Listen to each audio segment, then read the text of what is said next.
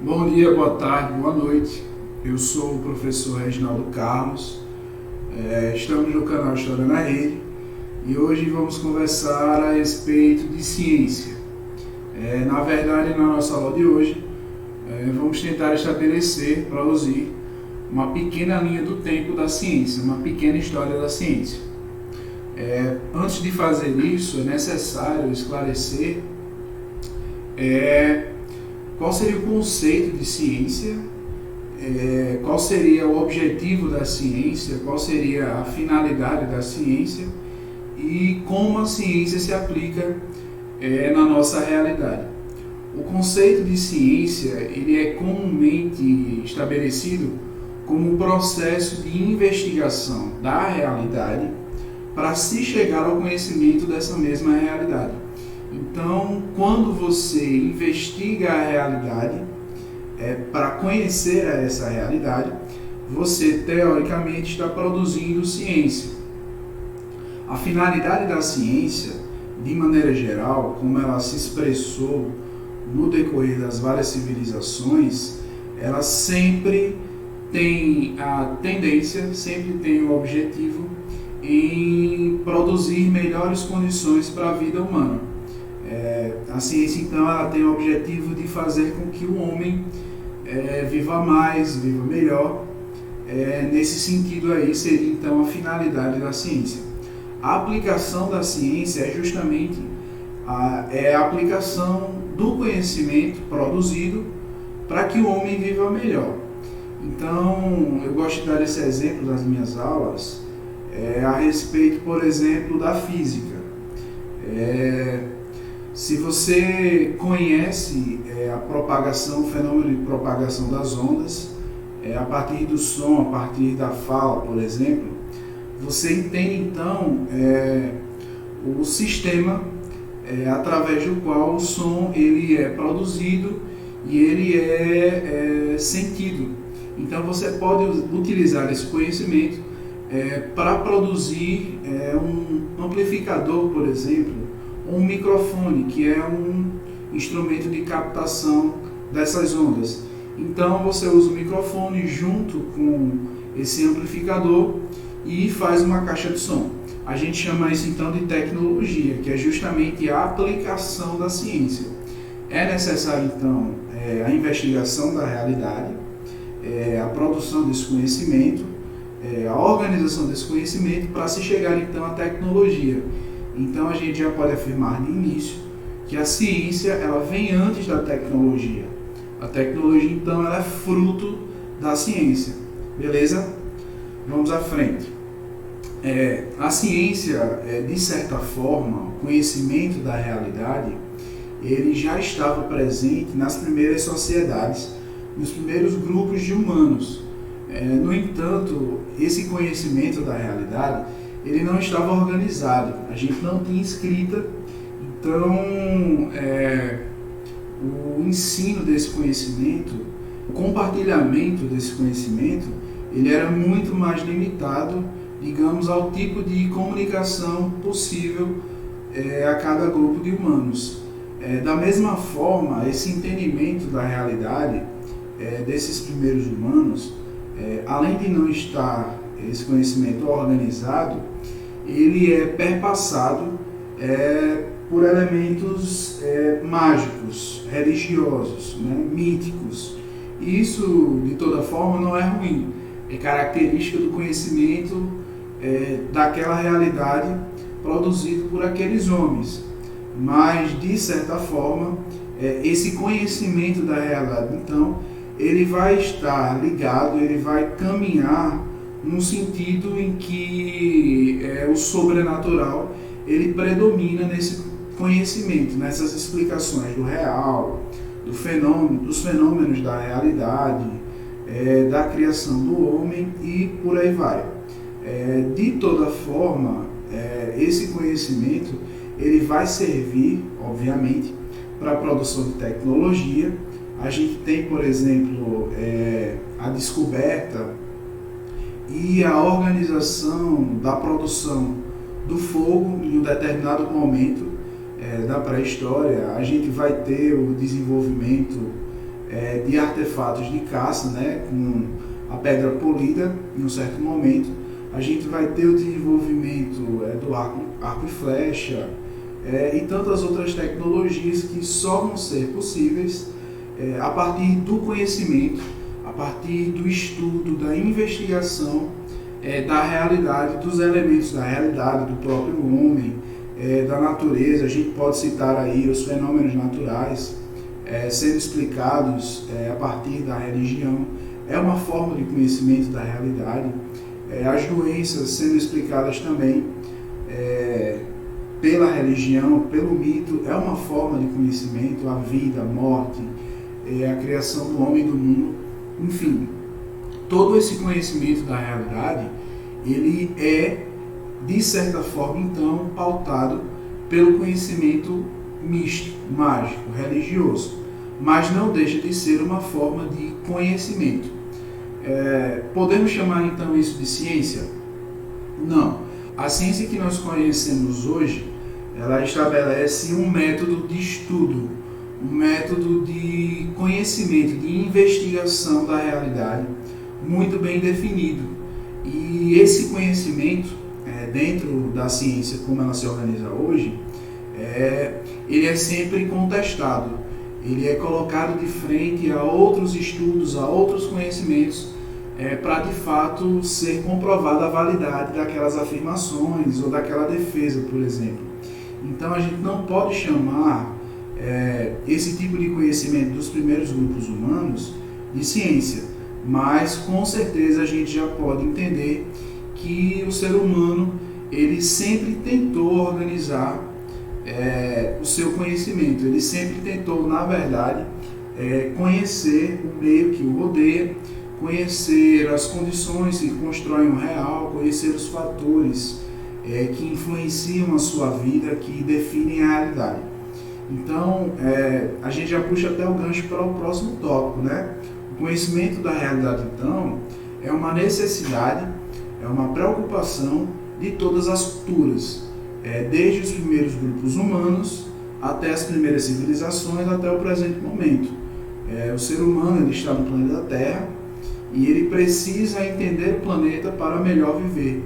Ele precisa produzir conhecimento acerca do funcionamento da natureza para viver mais, por exemplo.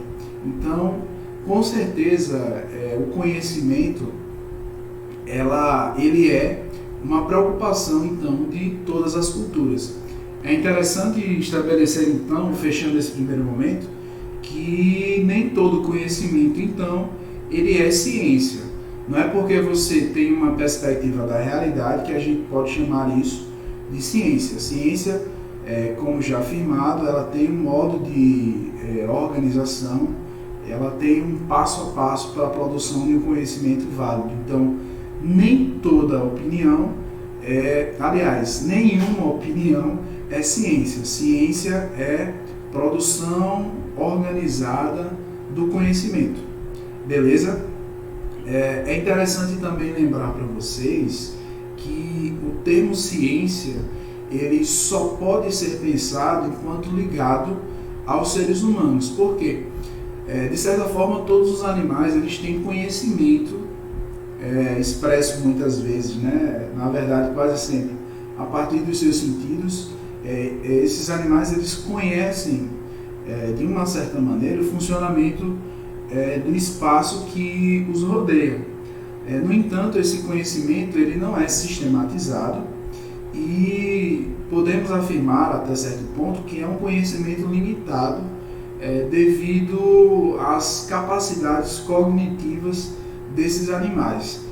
Comparativamente, o homem ele consegue produzir, ele consegue perceber muito mais a realidade em seus detalhes, em seus aspectos mais complexos, e por isso a produção de conhecimento do homem ela é quase sempre mais, digamos, cirúrgica, vamos colocar assim.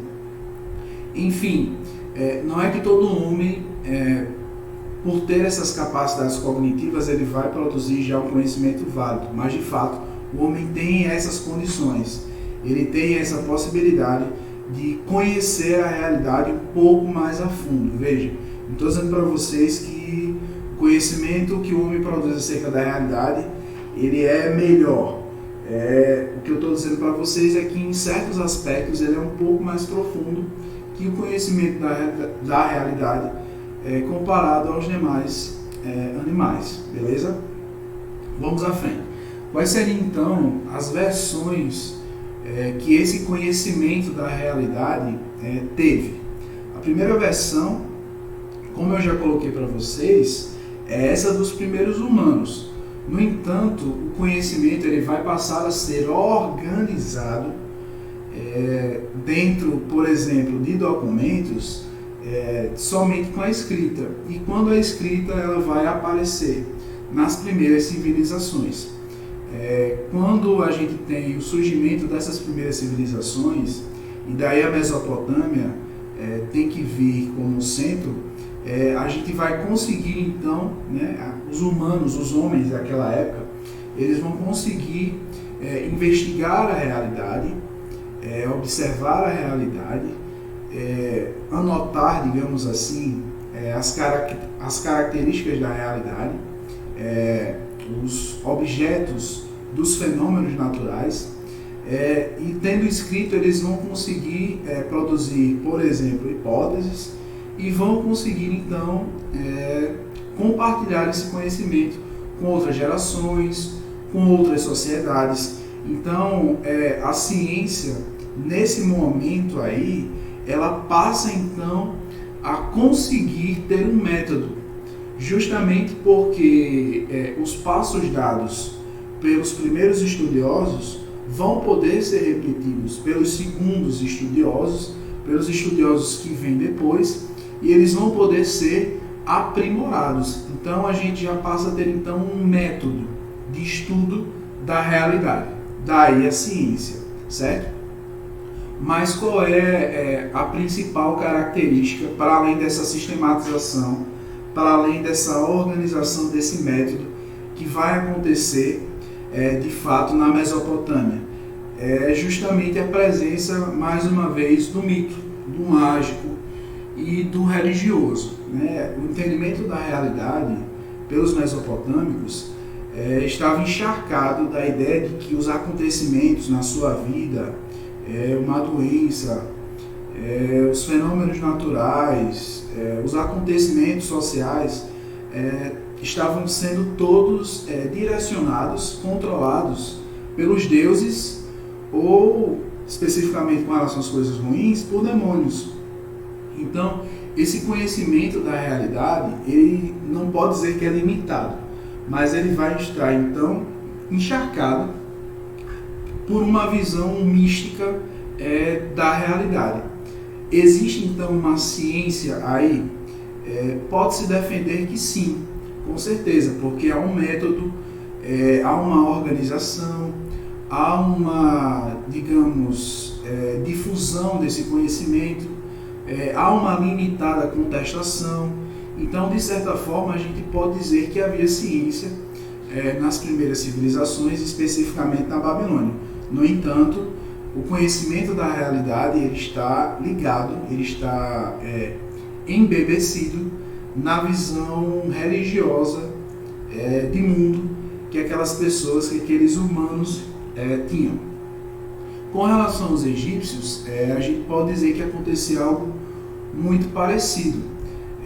No entanto, a gente tem, de uma certa forma, algumas possibilidades que levam a ciência dos egípcios um pouco mais à frente. Que aspectos seriam esses, né? Tanto quanto os mesopotâmicos, os egípcios eles vão desenvolver a sua forma de escrita. Os mesopotâmicos com o cuneiforme, os egípcios com a escrita hieroglífica, vão ter então essa possibilidade de organização, sistematização, publicação, se vocês me permitem usar esse termo, com certeza a gente poderia chamar isso de anacronismo, mas enfim, os egípcios, com relação à visão de mundo, eles vão ter a possibilidade de desenvolver é a anatomia. A visão de mundo dos egípcios tinha presente o elemento da ressurreição.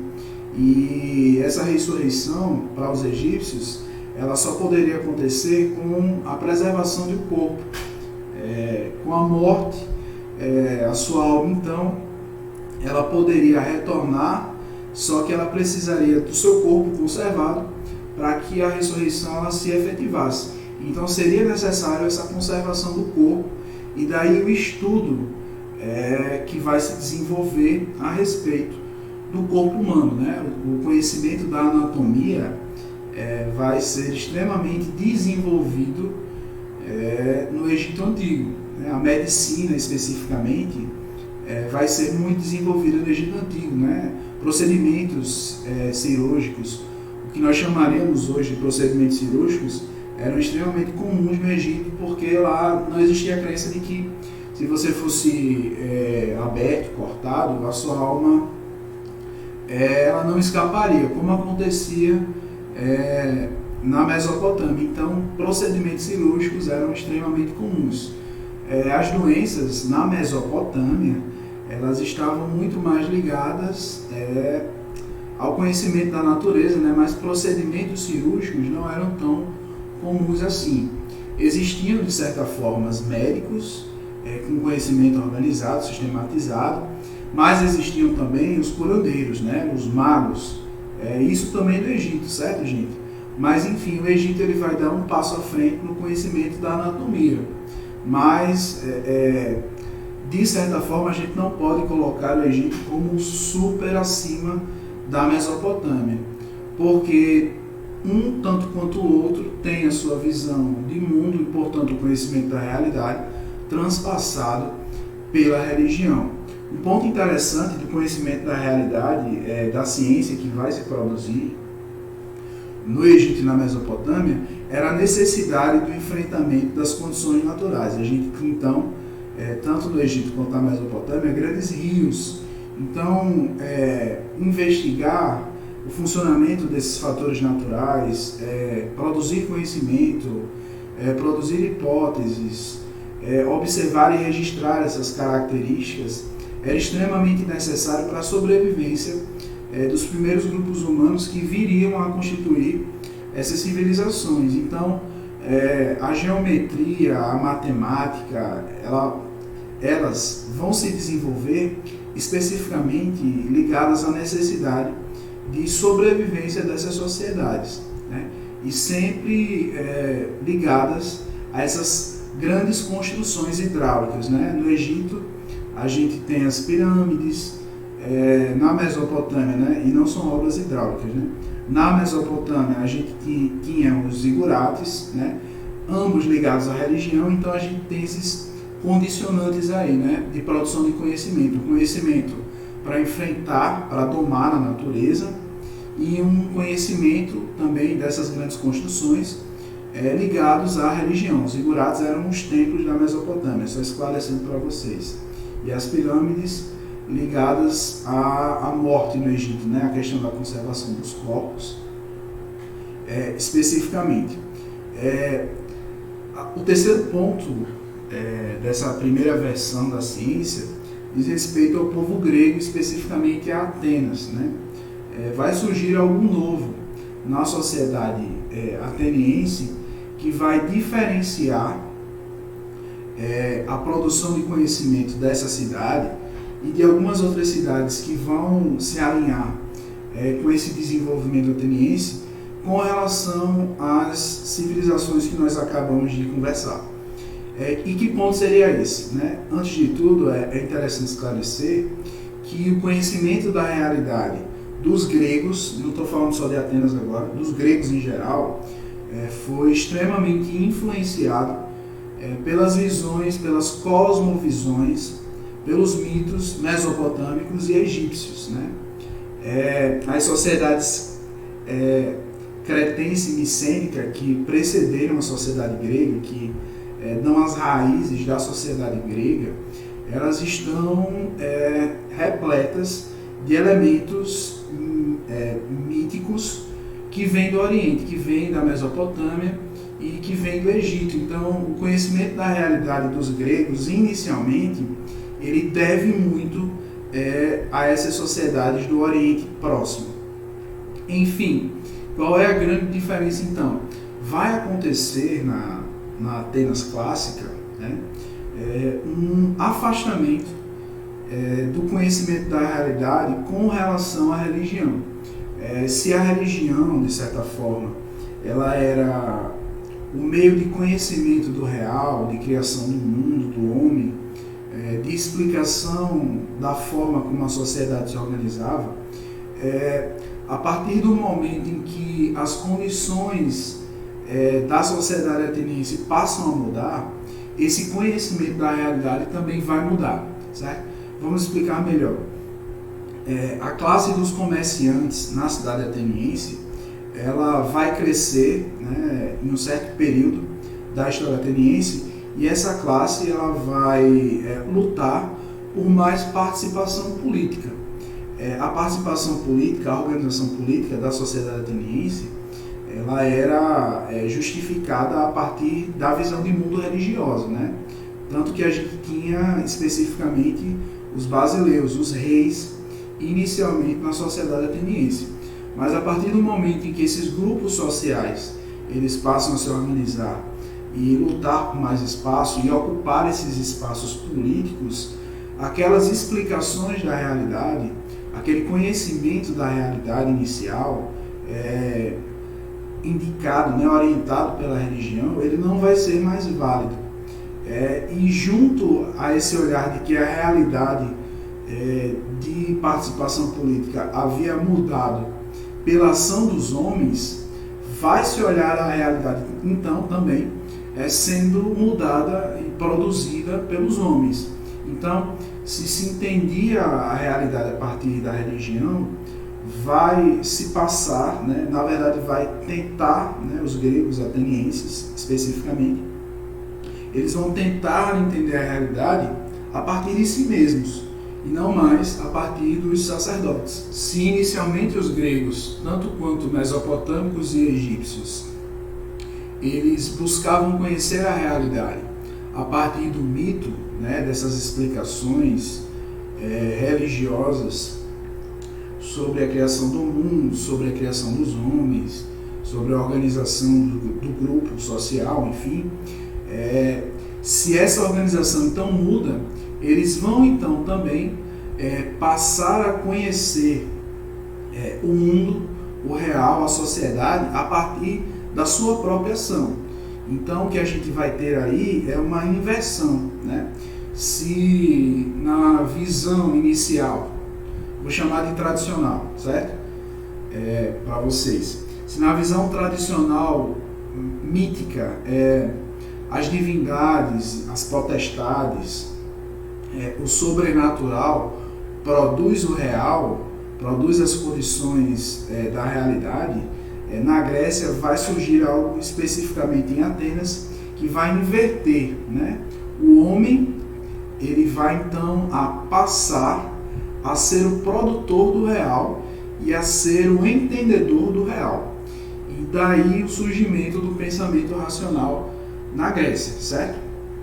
Então a ciência ela vai ter incorporado uma grande contribuição desse elemento grego, de que o homem em si é o produtor do conhecimento da realidade e é o produtor da própria realidade. Não mais os deuses produzem a realidade e não mais os sacerdotes revelam o conhecimento aos homens. Na verdade, agora os homens vão passar a fazer esse papel. O segundo ponto da nossa linha do tempo é justamente a Idade Média com as universidades.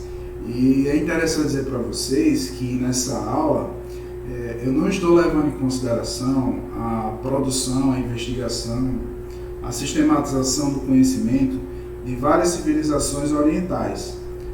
É seguro dizer para vocês que até certo ponto eu estou tendo uma visão, uma orientação eurocêntrica da nossa aula, né? Apesar de tocar em duas civilizações orientais, a Mesopotâmia e o Egito, a gente predominantemente vai discutir essa produção, organização do conhecimento a partir de experiências ocidentais, certo? Então, voltando, a Idade Média, de forma geral, ela tem consolidado sobre si uma imagem de que nela, né, o conhecimento ele teria sido estancado, parado. E essa visão ela não é correta. E eu já coloco para vocês de cara de que justamente na Idade Média as universidades elas foram criadas e desenvolvidas, né? Elas surgiram e se organizaram, se aperfeiçoaram. Enfim, daí a gente já tem que a ideia de que a Idade Média ela é uma idade das trevas, em que o conhecimento ele esteve trancafiado pela igreja, é uma ideia totalmente errada, né? A gente tem inclusive um desenvolvimento de muitos protótipos de ciências naturais, né? A biologia, por exemplo, ela vai inclusive ter a genética desenvolvida, né, recentemente, mas inspirada, embasada em conhecimentos que foram desenvolvidos na Idade Média, né? A gente tem o Mendel aí para provar isso. Enfim, com relação à tecnologia, só para já desmascarar de sair dessa ideia de que a Idade Média foi um período estanque, a gente teve, com relação à tecnologia, por exemplo,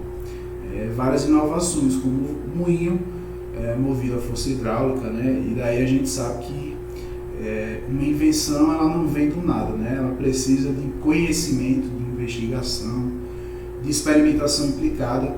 A gente teve o arado, né? Uma nova forma de arado diferente da antiguidade. Eu poderia citar para vocês várias inovações, né? Os óculos, por exemplo. Mas, enfim, isso não vai ser necessário, né? Porque as universidades, de maneira geral, são hoje, para nós, principalmente aqui no Brasil, na verdade, no mundo ocidental como um todo, instituições que têm a sua imagem ligada à produção de conhecimento científico. Então, daí a gente já sabe que a Idade Média ela é o período, né, o recorte histórico que as universidades surgiram. Enfim, no início da Idade Média, a gente já tem um esforço em produzir e organizar o conhecimento, certo? E que esforço é esse? Com a organização política proporcionada pelo Império Carolíngio, né, a gente teve vários reinos germânicos ocupando a região do antigo Império Romano, né, que veio a se desfacelar. E a primeira organização política desses vários reinos vai ser possível, né, com esforço político, esforço sangrento, obviamente, né, dos francos, né, do povo germânico franco.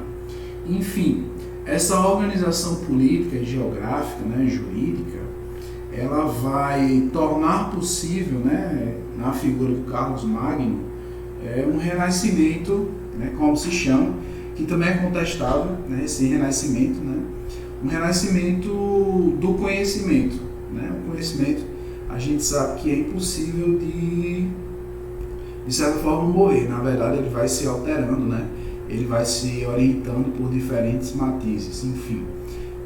Com o Carlos Magno, vai haver um esforço então de criação de escolas, né, e essas escolas, como não poderia deixar de ser nesse período, elas estavam ligadas a templos, né, a mosteiros, a catedrais, enfim, né? Mas o conhecimento, de toda forma, ele está sendo investido, né? Obviamente nem todos, né, a maioria da população camponesa, aliás, provavelmente nenhum camponês, né, ele iria entrar nessa escola. Ela com certeza era restrita à vida monástica, mas enfim, o conhecimento ele foi produzido, né, pelos monges, né, o conhecimento ele foi sistematizado, né, em latim, né, na língua latina, né, E a gente tem até hoje, né, muitos manuscritos dessa produção de conhecimento. Obviamente, uma produção de conhecimento orientada pela perspectiva religiosa, pela visão de mundo religiosa, mas que de toda forma, né, juntava nessa visão da Idade Média, juntava fé e razão, né, o que a gente chama de patrística, né, a união dos elementos do pensamento do Platão junto à fé. Enfim, o conhecimento ele existiu nessa primeira parte da Idade Média, no que se costuma chamar de Alta Idade Média, e ele esteve então ligado, obviamente, como a gente já conversou, às catedrais, aos mosteiros, e esteve centrado nos monges. No final da Idade Média é que a gente vai ter, de fato, a organização das universidades, né? Mas por que elas vão surgir? É interessante esclarecer isso. A gente sabe, na verdade, eu presumo que vocês saibam, né? A gente inclusive pode fazer algo sobre isso depois. A gente não tem uma organização política centralizada na Idade Média. Na verdade, a gente tem laços de fidelidade que vão acabar se espalhando, né, por vários territórios. Então, é difícil encontrar, né, apesar de ser possível encontrar, uma autoridade que se coloque superior às demais. Enfim, no final da Idade Média, esse processo de centralização ele vai acontecer, certo? Então a gente vai começar a ter o fortalecimento do poder de príncipes, do poder de reis, que seriam nobres, né, senhores, que se colocariam mais solidamente como senhores dos demais senhores. Enfim, os estados, né, as administrações, elas vão surgir nessa época, já no final da Idade Média. Essa centralização do poder, esse surgimento do Estado, ele vai demandar de pessoas, né, do que a gente chamaria hoje de profissionais, né, especializados, para que esse Estado pudesse funcionar, né, para que essa administração ela pudesse ser efetiva e eficiente. E daí o incentivo, né, o investimento desses senhores, desses príncipes, desses reis, na organização dessas universidades, né? E obviamente a gente não vai ter 1 milhão de cursos. A gente tinha principalmente o direito, né? Dentro desse processo de centralização política, de aparecimento dos reis e dos príncipes, aparecimento não, de consolidação do poder, a gente vai ter, né, a necessidade da organização, da redação de códigos legais. A gente vai precisar então de funcionários para fazer acontecer, né, a administração real desses estados. Enfim, ao mesmo tempo, a Igreja Católica ela vai passar a ver com bons olhos que se produzisse conhecimento a respeito da realidade, né? E esse conhecimento, obviamente, ele não ia ser um conhecimento de qualquer jeito. O conhecimento que a Igreja Católica queria que fosse produzido, né, isso com a conveniência do Papa, inclusive, era um conhecimento que justificasse a organização social daquelas populações, das populações, né, que vão vir a se organizar enquanto as futuras nações europeias. Então, dentro dessas universidades, a gente vai ter o interesse dos príncipes, dos reis, do Papa, mas sempre com um ideal, né, muito claro. Então, a gente vai ter cursos de direito, a gente vai ter cursos, por exemplo, de teologia, a gente vai ter cursos de medicina, é interessante frisar isso também. Então, essas universidades, né, é bom lembrar que elas tinham uma autonomia jurídica. Então, a ingerência do Papa dentro das universidades, ela era praticamente nula, apesar do Papa permitir e, de certa forma, financiar, incentivar o desenvolvimento dessas universidades. A gente tem a de Bolonha, a de Paris, a de Montpellier, enfim. As universidades, então, elas vão se desenvolver, né, com autonomia desses príncipes, com autonomia frente ao Papa, né, e esse conhecimento, então, ele vai ser produzido, a gente vai ter a certificação dos seus formandos, a gente vai ter a certificação dos seus professores, a gente vai ter, então, um conhecimento organizado, escrito, que vai poder ser compartilhado, que vai, então, poder chegar a outros lugares. As universidades, então, elas representam, com certeza, um ponto alto da ciência no período que a gente vem a chamar de Idade Média. Um outro ponto que é interessante ser conversado aqui, e eu sei que a aula está ficando longa, mas é isso, gente. Um outro ponto que é interessante é que esse conhecimento que vai ser organizado dentro das universidades, ele vai passar muito pela redescoberta do Aristóteles, dos escritos do Aristóteles, né? Muita coisa havia sido perdida com o final do Império Romano. A gente tinha muita coisa sobre essa região do Mediterrâneo, né? Dos pensadores, dos cientistas, vamos colocar assim, da Mesopotâmia, do Egito, da Grécia, do Império Romano, né? Essas informações, elas eram trocadas, né? Elas viajavam através do Mediterrâneo, desse mar que está aí no meio de tudo. Mas com o fim do Império Romano, com a conquista da Grécia, né? Com o incêndio na Biblioteca de Alexandria, a gente teve então a perda quase que total dessas informações. No entanto, elas acabaram sendo guardadas tanto pelo Império Bizantino, né, na língua grega, quanto pelos grupos, por alguns, na verdade, grupos árabes, né, que vão se expandir depois, que inclusive posteriormente iriam conquistar a Península Ibérica, parte da Península Ibérica. Então esses conhecimentos, principalmente do Aristóteles, eles vão ser redescobertos com a aproximação física dos povos medievais, dos grupos medievais, da cristandade medieval, na verdade, né, dentro do processo das cruzadas. E a gente vai ter então essa redescoberta do Aristóteles, né, do seu método de conhecimento da realidade. Enfim, a ciência na Idade Média ela vai ganhar muito com essa redescoberta, né?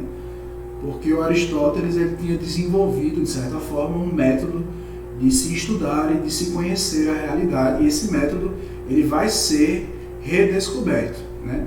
Se o método predominante de produção do conhecimento na Idade Média é o método metafísico ligado à ideia do Platão, né, do conhecimento enquanto revelação, a ideia do papel da religião, né, a questão das ideias, o método do Aristóteles ele diz respeito principalmente à realidade, ao estudo e à observação da realidade, que é algo que a gente já viu que acontecia com os gregos. Então, essa ideia ela vai ser retomada no final da Idade Média com a redescoberta do Aristóteles e com a entrada do seu método nessas universidades que vinham a se organizar. Próximo ponto dentro dessa linha do tempo da ciência é a Revolução Científica do século XVII, certo? E é interessante frisar que essa Revolução Científica ela praticamente estabelece um método de funcionamento da nossa ciência hoje. Então, os principais formatos de produção do conhecimento utilizados hoje, eles acabam girando em torno dos métodos pensados, né, na verdade aprimorados, pelos cientistas do século XVII. E aí é interessante dizer para vocês que se de uma forma geral, retirando aí uma parte da história da filosofia grega, a religião, a natureza, Na verdade, o conhecimento da natureza, ele era pautado, ele era orientado por uma visão mística, por uma visão mágica, pela religião. A partir do século XVII, vai haver um aprofundamento desse afastamento entre homem e natureza. Então, digamos assim, se o homem ele se via muito mais perto da natureza nas demais formas de produção de conhecimento, a partir do século XVII, a partir da Revolução Científica, o homem vai passar a ver a natureza enquanto um objeto a ser estudado. Não que ele já não fizesse isso, mas ele fazia isso com outros pressupostos.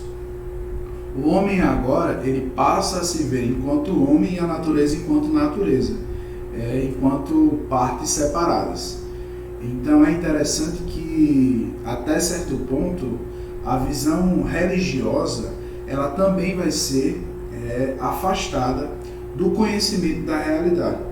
Professor, não vai haver então mais a religião influenciando, a religião direcionando a produção do conhecimento a partir da Revolução Científica do século XVII? Não, não é isso que eu estou dizendo. Inclusive, muitos cientistas desse período, eles eram cristãos, eles acreditavam em Deus, né? Acreditavam inclusive que Deus havia produzido, né, o mundo, a raça humana. Enfim, boa parte desses cientistas eram cristãos, mas o que vai acontecer é que a forma como o homem passa a olhar a natureza, então, ela é muito mais, digamos, seca. Ela não é mais embebecida pela religião ou pela magia. Ela vai tentar, né, essa revolução científica, estabelecer com que o homem olhasse para a natureza de forma mais objetiva, se é que isso é possível. Enfim, o mito, a magia, a religião, ela vai ser, então, de certa maneira, afastada, quase que definitivamente, da produção do conhecimento a partir da ciência moderna. Lembrando que boa parte desses cientistas era cristão. Então, por exemplo, o Newton. Newton ele vai analisar a natureza, né, buscar, na verdade, depois identificar as leis da física de forma objetiva, né, dentro do método científico de observação, de análise, de construção de hipóteses, de verificação dessas hipóteses e tudo mais. Mas ao final ele vai dizer, olha, essas leis de funcionamento da natureza são o próprio Deus. Então o que eu quero dizer para vocês é que vai haver então um afastamento nos pressupostos de produção desse conhecimento. Mas, de toda forma, a maioria dos cientistas não era ateu. Enfim, o que vai surgir de novo então, para além disso que eu estou falando para vocês, é justamente a organização, né, uma melhor organização dos métodos, do passo a passo, digamos assim, de conhecimento da realidade, né? Dois métodos, dois passo a passo, vão ser organizados, desenvolvidos, na verdade, dentro desse período.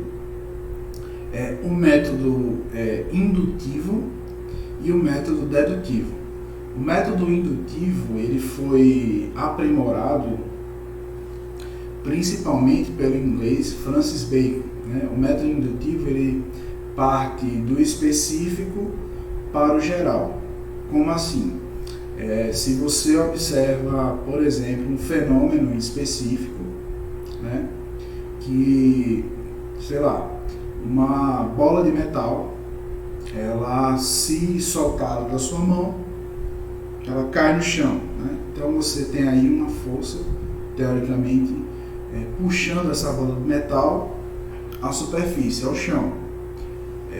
Se você observa então esse fenômeno específico, você pode então supor hipóteses que o mesmo vai acontecer com outros elementos, com outros objetos. Então você partiu do específico para o geral.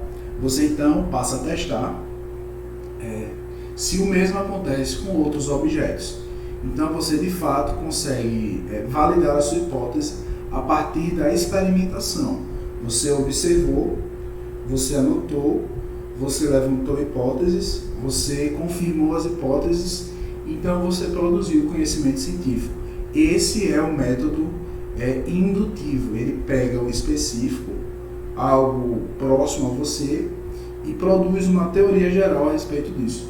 O segundo método de produção do conhecimento desenvolvido, na verdade aprofundado, na Revolução Científica do século XVII, é o método dedutivo.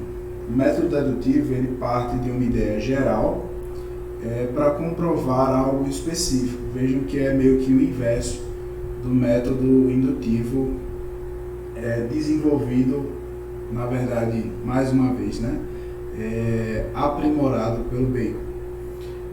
O método dedutivo, então, funciona da seguinte forma, uma premissa geral para explicar algo bem específico. Ora, todo animal com pata pode andar. O cachorro tem pata, então o cachorro pode andar. Mas, professor, que coisa besta, que coisa lógica. E é justamente esse o princípio da lógica do método dedutivo. Uma ideia geral que comprova um elemento específico, certo? Então, esses dois métodos eles vão ser aprimorados nesse período. Inclusive, esse método lógico do Aristóteles ele vai ser aprimorado pelo Descartes, pelo René Descartes, certo? Então, essas duas metodologias, esses dois passo a passo de produção do conhecimento, eles vão ser então aprimorados e vão embasar várias pesquisas e vários livros, por exemplo, e vários conhecimentos que viriam a se desenvolver dentro daquele período. Mas, de forma geral, o que tem que ficar para vocês é que, junto com esses métodos de desenvolvimento das ciências, vai haver um aprofundamento do afastamento do fator religioso, do fator mágico, para a explicação e conhecimento da realidade.